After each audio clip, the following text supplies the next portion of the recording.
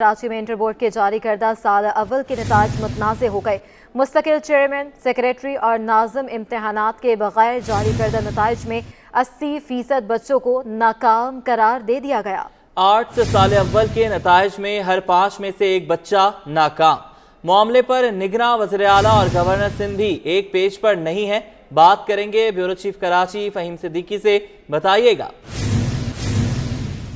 मुस्तकिल चेयरमैन, मुस्तकिल सेक्रेटरी और मुस्तकिल नाज़िम इम्तहानात के बगैर चलने वाले इंटर बोर्ड के कारनामे पर कारनामे सामने आ रहे हैं। इस दफ़ा जो कारनामा सामने आया वो ये है कि गुज़िश्ता रोज़ जो है फर्स्ट ईयर आर्ट्स रेगुलर और फर्स्ट ईयर आर्ट्स प्राइवेट के साथ साथ कॉमर्स का रिजल्ट जो है वो फर्स्ट ईयर कॉमर्स का रिजल्ट जो है वो जारी किया गया। इस रिजल्ट में भी जो है बहुत बड़ी तादाद में बच्चों को जो है वो नाकाम करार दिया गया है और इसकी बुनियाद पर जो रिजल्ट है उसकी बुनियाद पर ये कहा जा सकता है कि इंटर आर्ट्स में इस वक्त जो है हर 5 में से 4 बच्चे जो हैं वो फेल हो गए हैं और ये फेल होने के बाद जो रिजल्ट बना है वो 80% रिजल्ट जो है वो ये कहता है कि जनाब बच्चे जो हैं वो फेल हो गए हैं। इसी तरह जो प्राइवेट के रिजल्ट की हम बात करें तो 72% बच्चे जो हैं वो फेल हो गए हैं और कॉमर्स में 62% बच्चे जो हैं वो फेल हो गए हैं और ये वो बच्चे हैं जिन्होंने मैट्रिक में जो है इम्तियाजी नंबरों से मैट्रिक के इम्तिहानात पास किए हैं और उसके बाद जब वो इंटर का एग्जाम देते हैं तो उनका रिजल्ट जो है इतना ख़राब आ रहा है। इसके ऊपर जो बाकायदा तौर पर एहतजाज जारी है। ये दूसरा मरहला है। इससे पहले first year science pre medical, first year science pre engineering और first year science pre computer के जो रिजल्ट थे उसके ऊपर जो है वो बाकायदा इसी तरह का रिजल्ट था। उसके ऊपर बाकायदा इस वक्त शहर में बड़े पैमाने पर एहतजाज जारी है।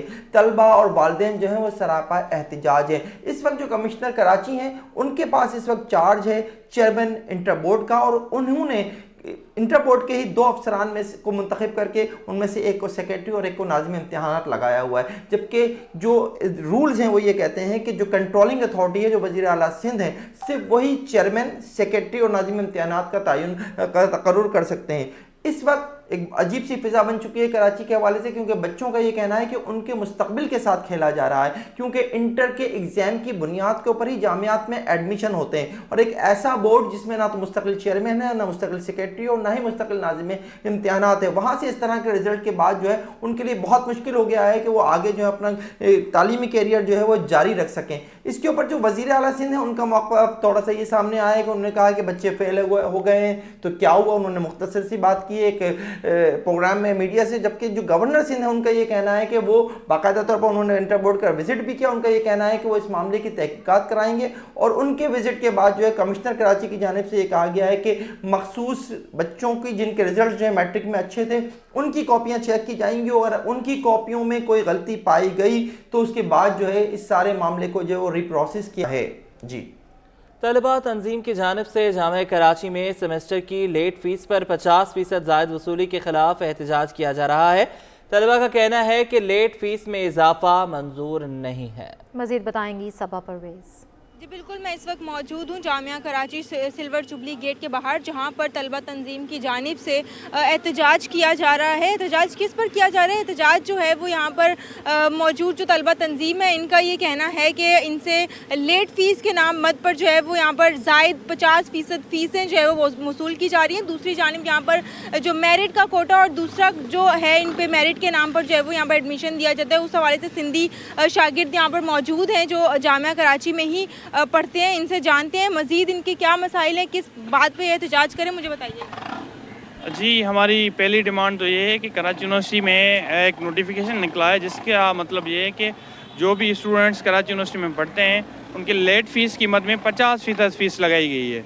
अब DPT की एक सेमेस्टर की 1,80,000 है तकरीबन फ़ीस है, उस पर 50% तकरीबन बनते हैं 70 से ऊपर 1000 लेट फ़ीस। जो बच्चा पहले ही फ़ीस अफोर्ड नहीं कर सकता उसके ऊपर एक तो इन्होंने फ़ाइन की सूरत में 50% फ़ीस लगाई है, उसके साथ साथ उसकी एडमिशन कैंसिल कर दी है और जो मसला है जो न्यू तलबा आए थे उनकी 30% फ़ीस में इजाफा कर दिया है।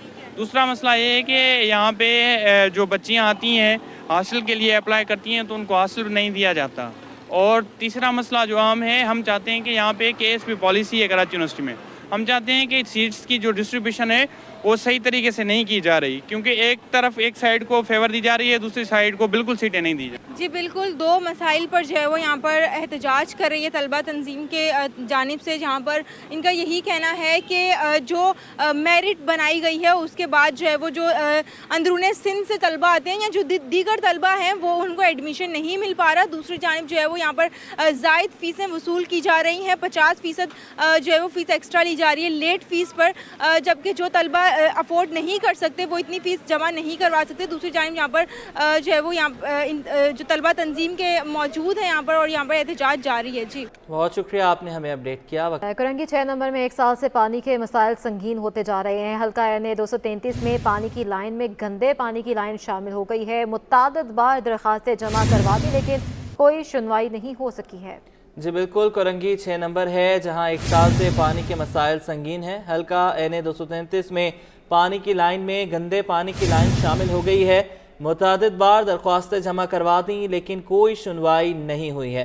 पूरे कराची की कमोबेश यही सूरत हाल है। गैस के मसाइल हैं और पानी के मसाइल हैं और सीवरेज के बहुत ज़्यादा मसाइल देखने में आ रहे हैं। हल्का NA 233 भी इन्हीं मसाइल का शिकार है। पानी की लाइन में गंदे पानी की लाइन शामिल हो गई है। मुतादिद बार दरख्वास्तें जमा करवा दी लेकिन कोई सुनवाई नहीं हुई। जी बिल्कुल, ये मनाजर आप देख रहे हैं कुरंगी 6 नंबर के ये मनाजर हैं जहां तकरीबन 1 साल हो चुका है, जहां पर पानी के मसाइल जो हैं वो बढ़ते जा रहे हैं। पीने का साफ़ पानी मुहैया नहीं है।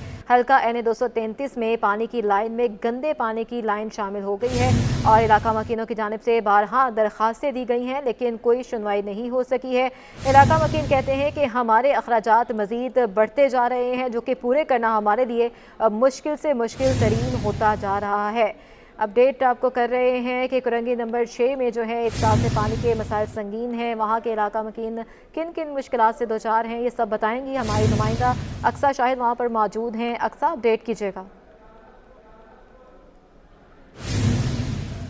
जी बिल्कुल, आम इंतखाबात जो एक बड़ा मुआरका है। हम देख रहे थे कि ज़ोरों शोर पे जो है वो उम्मीदवार जो है वो डिस्ट्रिक्ट सेंट्रल जा रहे थे, अपने कागजात जो है वो जमा करवा रहे थे। जब हमारी जो है वो जो DC ऑफिस में ड्यूटी लगी हुई थी उस वक्त जो है वो उम्मीदवार ये कहते हैं कि वो अपने इलाके के मसाइल हल करेंगे, लेकिन जब हम इलाके में जाते हैं लोगों से बात करते हैं तो लोग ये कहते हैं कि ना हमें पता कि कौन सी जमात का उम्मीदवार है, ना हमें पता कि कौन हमारे मसाइल जो है वो हल करेगा। इस वक्त मैं कुरंगी नंबर 6 में मौजूद हूँ जो NA 233 का हल्का जो है वो कहलाता है। तकरीबन कमोबेश जो है वो 6.25 लाख की आबादी यहाँ से वोट देने के लिए जो है वो 8 फरवरी को निकलेगी।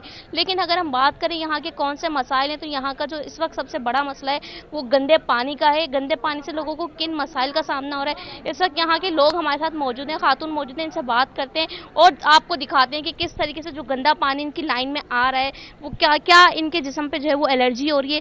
दिखाइएगा किस तरीके से जो है वो आप लोग इस पानी इस्तेमाल कर रहे हैं तो क्या आप लोगों को एलर्जी का सामना है। ये देख सकते हैं कि आपके ये जो है वो गंदा पानी इनकी लाइनों में आ रहा है साफ पानी की, और उस पानी से जब ये लोग इस्तेमाल कर रहे हैं तो ये इनको जो है वो जल्दी अमराज की जो है वो तकलीफ सामने आ रही है।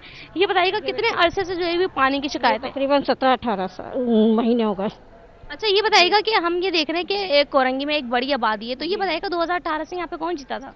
ये तो पता नहीं है। पीपल्स पार्टी जो है वो 2018 के इलेक्शन में जो है वो यहाँ से जीती थी। अब ये बताएं कि उम्मीदवार आ रहे हैं आप लोगों के पास? अभी तो कोई भी नहीं आ रहा है यहाँ पर, क्योंकि हम वोट भी नहीं देंगे किसी को कि यहाँ के मसाइल ही हल ही नहीं कर रहा है, पानी के मसाइल हल नहीं कर रहा है, तो किस तरीके से दें हम वोट?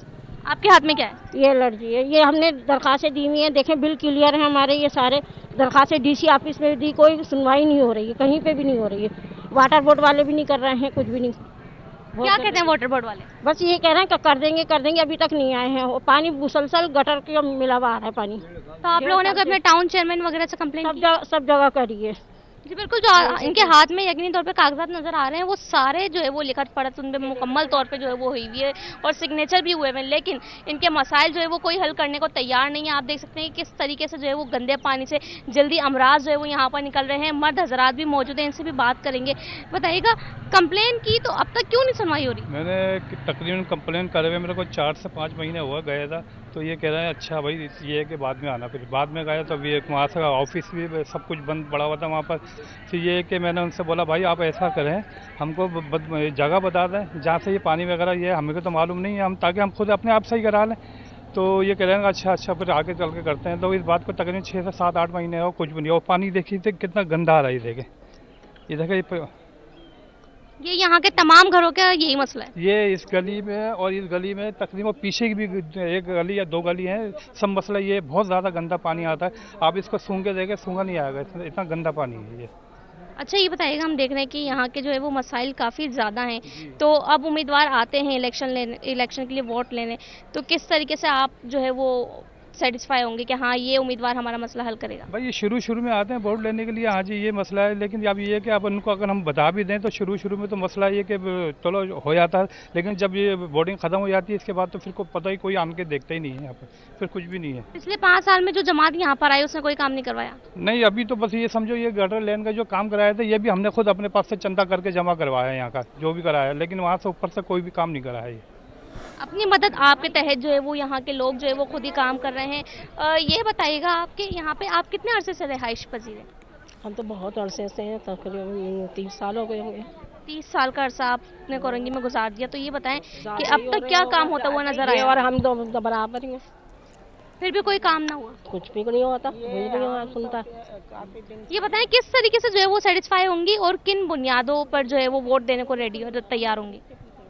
तो भाई सब काम सुकून तो है। पहले जमादार भेजते थे सफाई के लिए, अब जमादार नहीं, जगह जगह कचरा पड़ा है, ये बीमारी हो रही है। हमारे तो घर के ही सामने पड़ा है, हम खुद झाड़ू देते हैं, हमारे पैरों में इतना दर्द है फिर भी देते हैं हम झाड़ू, क्या करें बताओ। अच्छा ये बताइएगा कि ये हमने देखा कि वो बच्चे को भी पानी से एलर्जी हो रही है, कि यहाँ पे आपके बेटे को भी एलर्जी है? जी सबको हो रही है, बहुत ज़्यादा हो रही है और बहुत ज़्यादा परेशान है पानी के लिए। मीठा पानी मिल जाएगा तो बहुत अच्छी बात होगी, मगर हम लोग बहुत परेशान है, पानी का कहीं से भी नहीं हो रहा। अच्छा ये बताइएगा कि हम देख रहे हैं कि जो ये पानी आप लोग इस्तेमाल कर रहे हैं उससे एलर्जी हो रही है, पीने के लिए फिर आप लोग कहाँ से पानी लेकर आ रहे हैं? हम लोग खरीद रहे हैं, पैसों का खरीदते लेके आते हैं।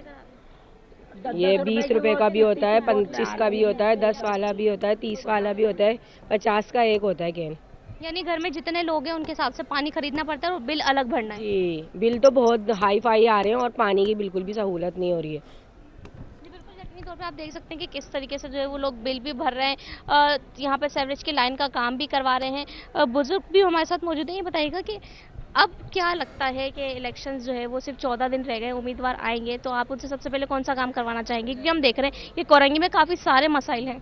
इस वक्त जो हमारे इलाके का जो देरीना मसला जो है ना, यहाँ का पानी का सबसे बड़ा मसला है।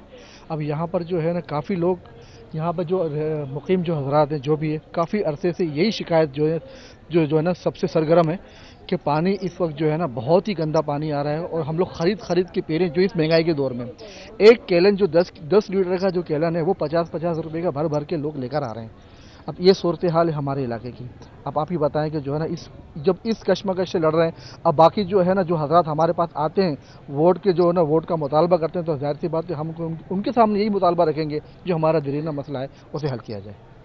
और अगर उम्मीदवार बोलते हैं कि आप पहले हमें वोट दें, इलेक्शन के बाद काम करवाएंगे, इलाका वकील बहुत परेशान है और यही दुहाइयां देते हैं कि अरसा दराज से यहाँ पर पानी का मसला है। अक्सर शाहिद अपनी जो है बातचीत गुफ्तगू जो है वो जारी रखिएगा। फिल वक्त आपका बहुत शुक्रिया।